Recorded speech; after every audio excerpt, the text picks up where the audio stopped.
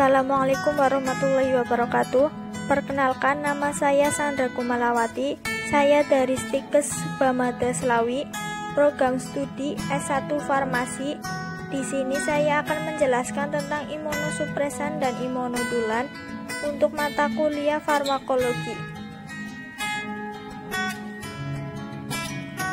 Imunosupresan. Pengertian dari imunosupresan adalah kelompok obat yang digunakan untuk menekan respon imun, seperti pencegah penolakan transplantasi, mengatasi penyakit autoimun, dan mencegah hemolisis resus dan neonatus. Sebagian dari kelompok ini bersifat sitokisis yang digunakan sebagai anti kanker.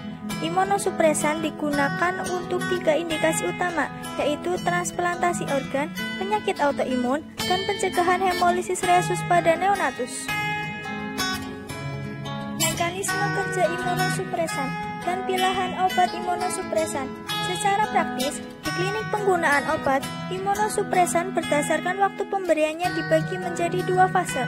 Fase yang pertama yaitu fase induksi yang meliputi penggolongan Ag oleh makrofag dan pengenalan Ag oleh limfosit imunokompeten, dan fase proliferasi dan diferensiasi sel B oleh sel T, masing-masing untuk respon imun humoral dan seluler. Fase kedua yaitu fase produksi, yaitu fase sintetis aktif AB dan limfaktin. Efek imunosupresan dapat dicapai dengan salah satu cara berikut. 1. Menghambat proses fagositosis dan pengolahan Ag menjadi Ag imunogenik oleh makrofag. 2. Menghambat pengenalan Ag oleh sel limfoid imunokompeten. 3. Merusak sel limfoid imunokompeten. 4. Menekan diferensiasi dan proliferasi sel imunokompeten sehingga tidak terbentuk sel plasma penghasil AB atau sel T yang tersentilasi untuk respon imun seluler.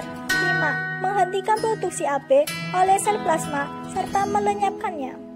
Fase imunosupresan. Berdasarkan fase-fase tersebut, imunosupresan dibagi dalam 3 kelas, yaitu imunosupresan kelas 1 harus diberikan sebelum fase induksi, yaitu sebelum terjadi perangsangan oleh Ag.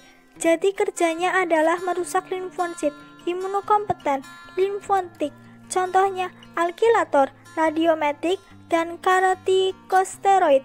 Sinar X juga bekerja pada fase ini. Imunosupresan kelas 2 harus diberikan dalam fase induksi, biasanya 1 atau 2 hari setelah perangsangan oleh Ag berlangsung. Obat golongan ini bekerja menghambat proses diferensiasi dan proliferasi sel imunokompeten, misalnya antimetabolit.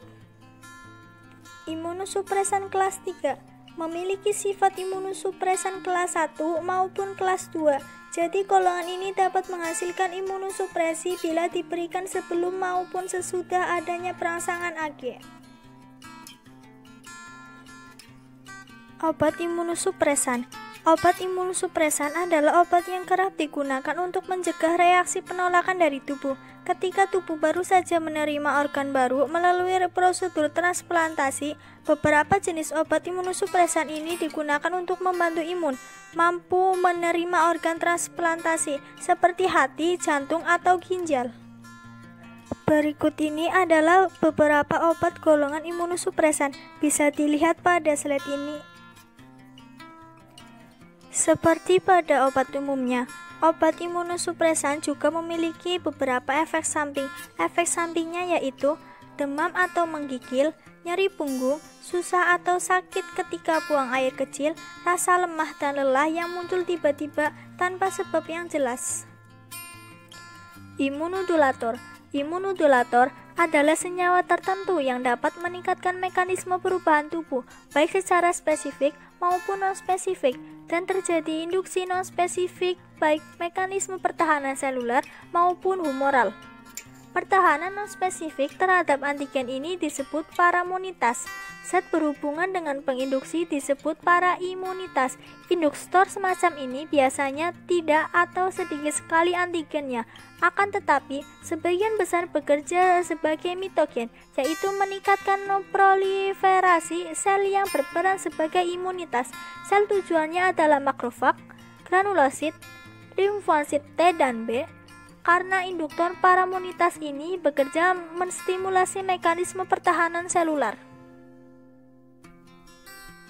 Persyaratan imunodulator. Menurut WHO, imunodulator haruslah mempunyai persyaratan berikut. 1. Secara kimiawi atau dapat didefinisikan secara kimia. 2. Secara biologik dapat diuraikan dengan cepat. 3. Tidak bersifat kanserogenik atau kokanserogenik, baik secara akut maupun kronis, tidak toksik, dan tidak mempunyai efek samping farmakologik yang merugikan. 4. Tidak menyebabkan stimulasi yang terlalu kecil atau terlalu besar.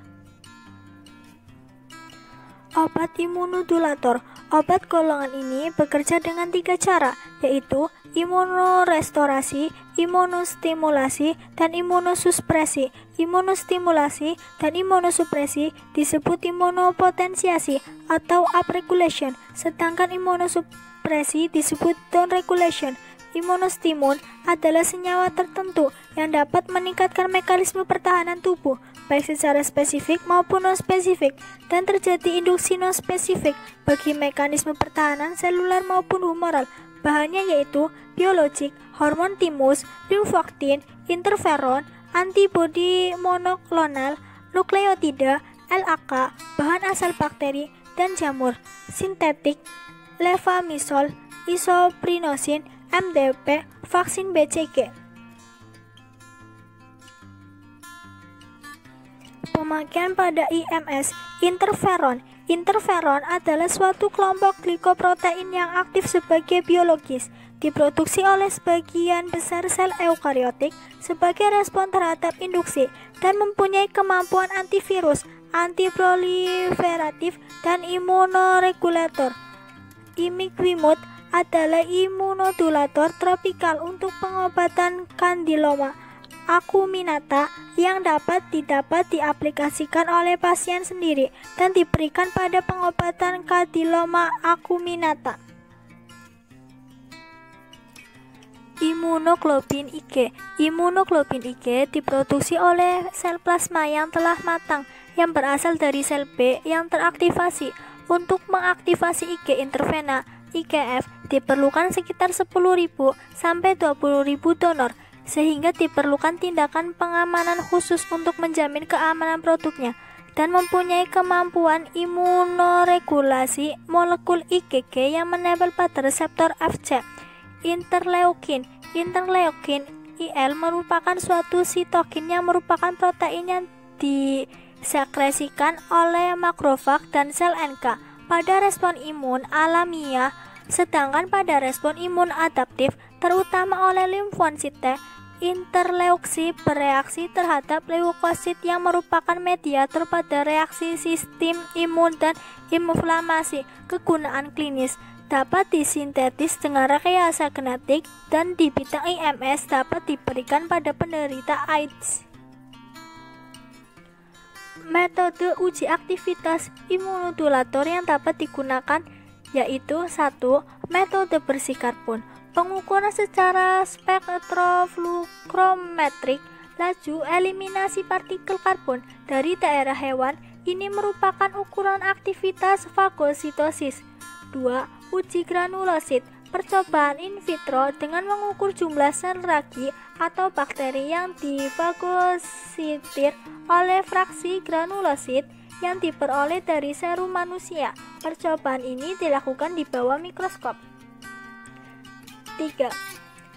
Bioluminesensi radikal. Jumlah radikal O2 yang dibebaskan akibat kontak mitogen dengan granulasit atau makrofag merupakan ukuran besarnya stimulasi yang dicapai.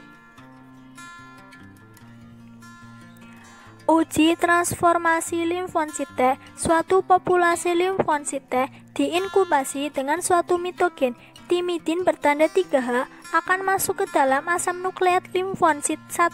Dengan mengukur laju pembentukan dapat ditentukan besarnya stimulasi dibandingkan phytohemaglutinin A concanava. Dan ini daftar pustakanya. Cukup sekian dari saya. Terima kasih. Wassalamualaikum warahmatullahi wabarakatuh.